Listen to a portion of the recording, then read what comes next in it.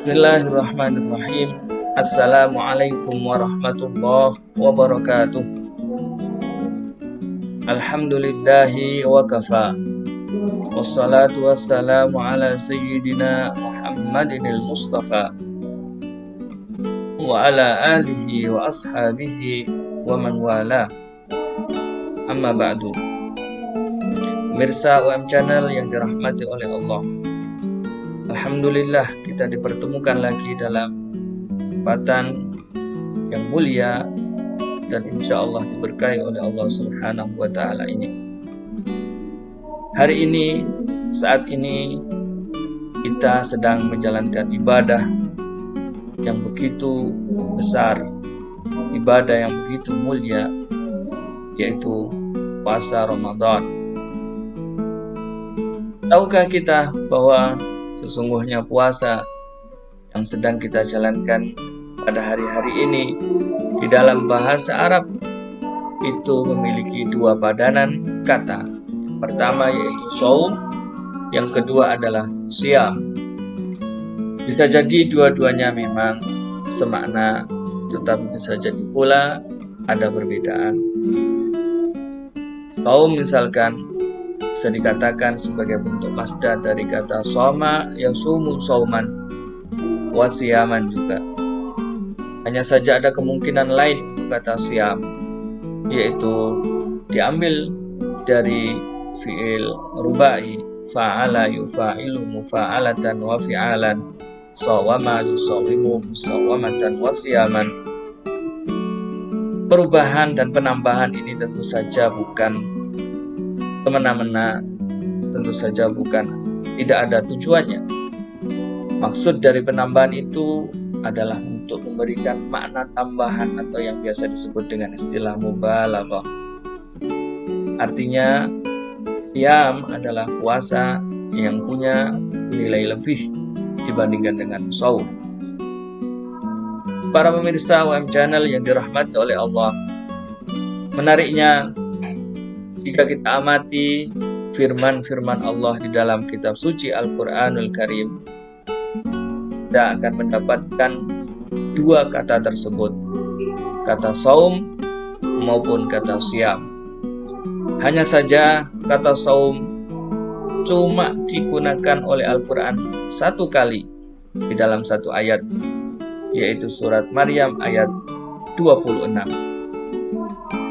Sementara kata siam gunakan sebanyak 8 kali di dalam 4 ayat.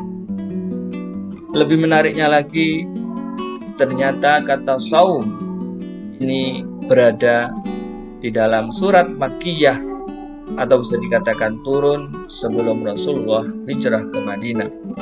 Sementara ayat-ayat yang menggunakan redaksi siam ini adalah ayat-ayat yang turun setelah hijrah atau yang biasa disebut dengan ayat-ayat Madaniyah. Lebih jauh jika kita eksplorasi dan kita amati, ternyata kata saum di dalam ayat 26 surat Maryam itu sesungguhnya menceritakan sebuah syariat puasa di dalam agama yang bukan agama Islam atau di dalam syariat Nabi bukan Nabi Muhammad Sallallahu Alaihi Wasallam. Surat Maryam itu menceritakan tentang peristiwa di mana ketika ibunda Nabi Isa alaihissalam dituduh telah melakukan perzinaan sehingga mempunyai anak tanpa ada suaminya.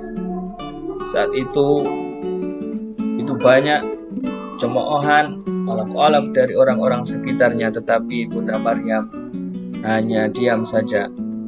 Ia mengatakan, inni nadartu lirrahmani sauman falan ukallimal yauma insiya. Sesungguhnya aku bernadar kepada Ar-Rahman, Allah, maka aku tidak akan berbicara pada hari ini kepada seorang pun. Bisa dikatakan bahwa puasa atau syariat puasa pada zaman itu adalah berpuasa dengan menahan lidah kita, puasa dengan menahan mulut kita, dari berbicara, dari mengucapkan kata-kata.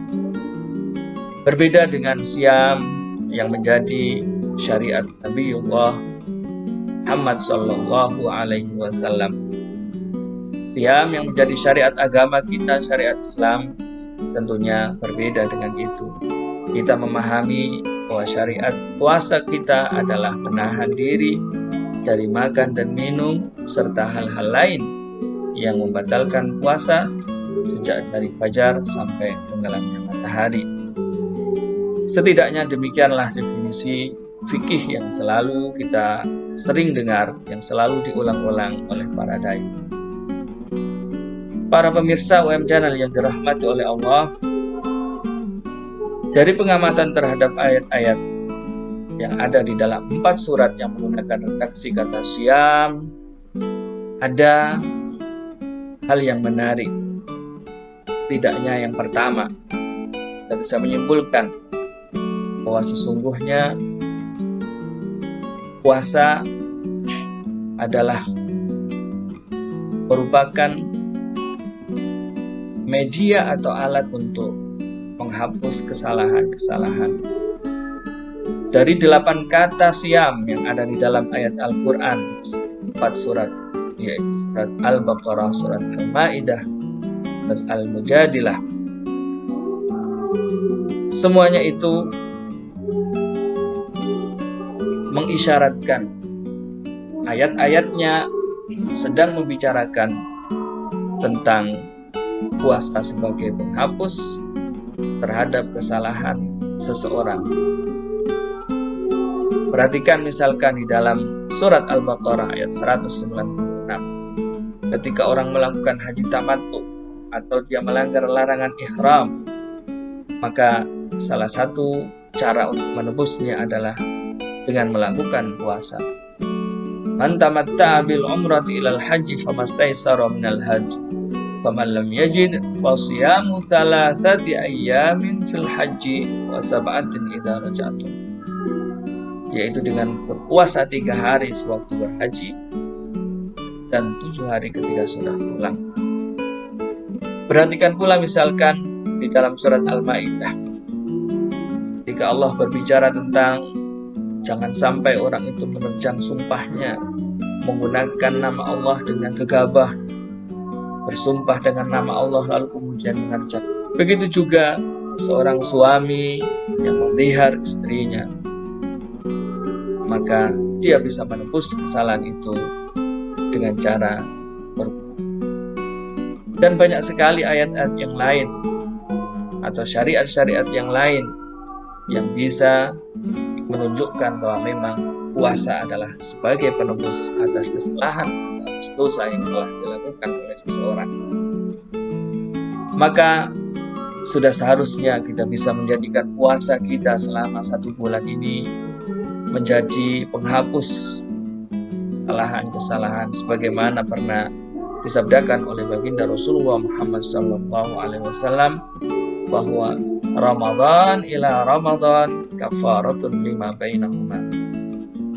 Puasa Ramadan kepada puasa Ramadan yang berikutnya adalah penghapus terhadap dosa-dosa yang pernah dilakukan. Tentu saja ini bukan dengan hanya berpangku tangan, dengan hanya tidur-tiduran.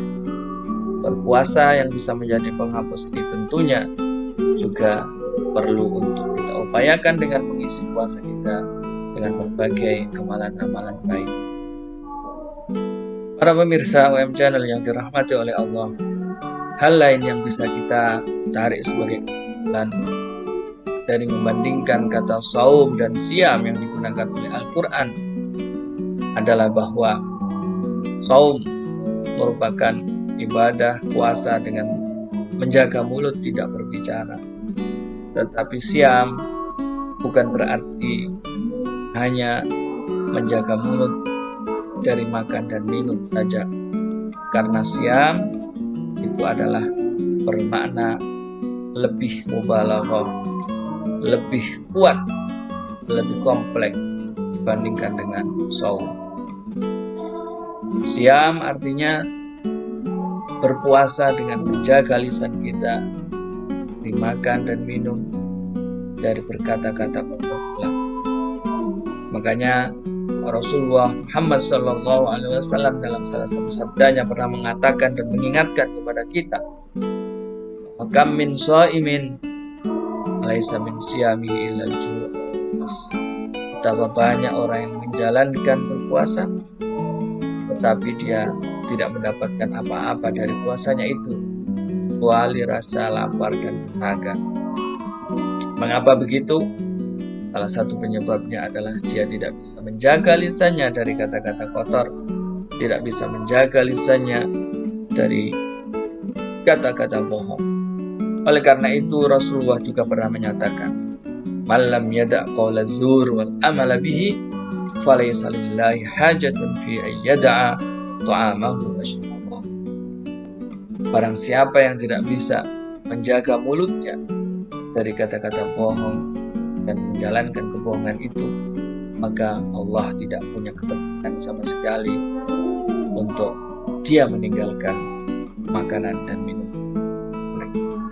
Demikian kuliah singkat yang bisa saya sampaikan, semoga membawa manfaat dan menjadi pengingat bagi diri saya pribadi dan juga kepada seluruh pemirsa yang dirahmati oleh Allah. Akhirul kalam, ila liqa, nastaudiukumullah, tsumma assalamu alaikum warahmatullahi wabarakatuh.